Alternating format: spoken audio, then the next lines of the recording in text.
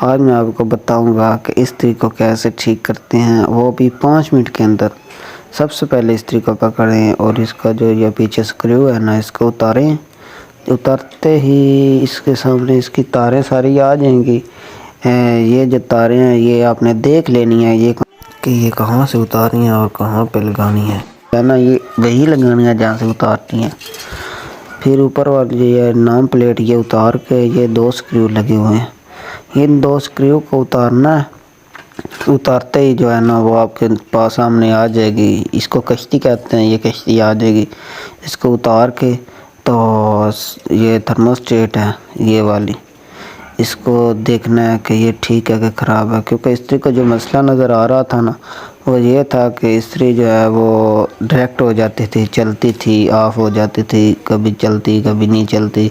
फिर इसके सारे स्क्रू उतार के जो है ना वो निकाल लेनी है।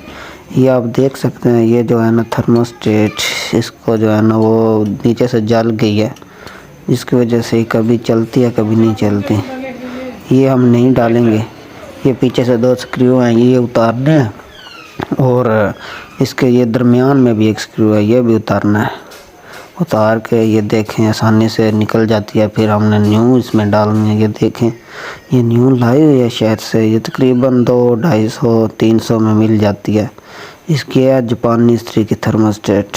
तो वही प्रोसीजर सब स्क्रू को वापस लगाना है जहाँ जहाँ से उतारा था। ये जो है ना प्लेट, ये इसका काम ये होता है कि इस्त्री देर तक गर्म रहती है। ये लोहा होता है, धात होती है, जिसकी वजह से इस्त्री देर तक गर्म रहती है। ये जो स्टिक है ना इसको ध्यान से, क्योंकि ये जो आगे वाला सुराख है वहाँ से नहीं निकालना है, जो पिछला है ना वहीं से निकालना है, यहाँ से। इसका खास ख्याल रखना होता है।